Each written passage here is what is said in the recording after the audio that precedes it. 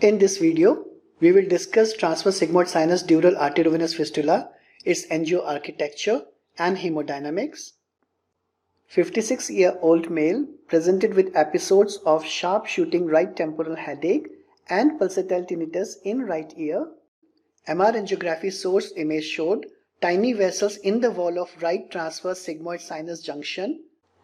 This is selective right external carotid artery injection. Here we can see the feeders from right middle meningeal artery supplying the fistula at right transverse sigmoid sinus junction. Posterior temporal branch and petrosal branch of middle meningeal artery supply the fistula. In this skull model, we could see foramen spinosum at middle cranial fossa lateral to foramen ovale.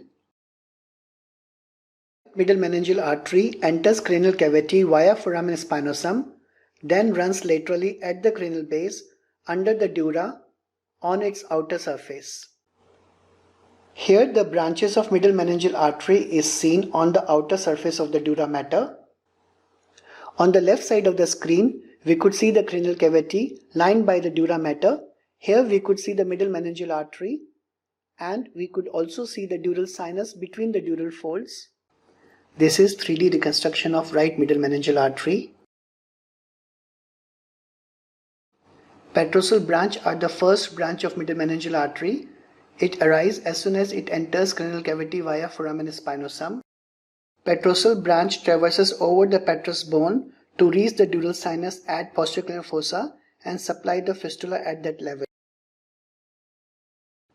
Posterior temporal branch follow the inner aspect of temporal squama and reach to the fistula at dural sinus. Selective right occipital artery injection showed early filling of right sigmoid sinus. Tiny network of arterial branches arising from the occipital artery and supplying the fistula. In angio-CT, we could see the transosseous feeder supplying the fistula at right transverse sigmoid sinus junction. On the right side of the screen, we could see the 3D reconstruction of the occipital artery. Inside the cranial cavity, we could see multiple dural feeders arising from occipital artery and supplying the fistula at the sinus level. Right internal carotid artery injection showed tentorial branches arising from cavernous carotid supplying the fistula. Here we could see early filling of right sigmoid sinus in arterial phase suggesting arteriovenous shunting. Same sigmoid sinus is draining right hemisphere in venous phase, so this sinus is a functional sinus. Here we could see the exact location of the fistula, which is in close proximity to vein of Labe. Another interesting point in this case is that the left sigmoid sinus is thrombosed and right as well as left hemisphere both are draining via right sigmoid sinus.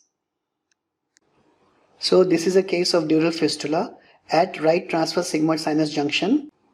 In this sketch diagram, we could see the location of the dural fistula in the wall of the dural sinus.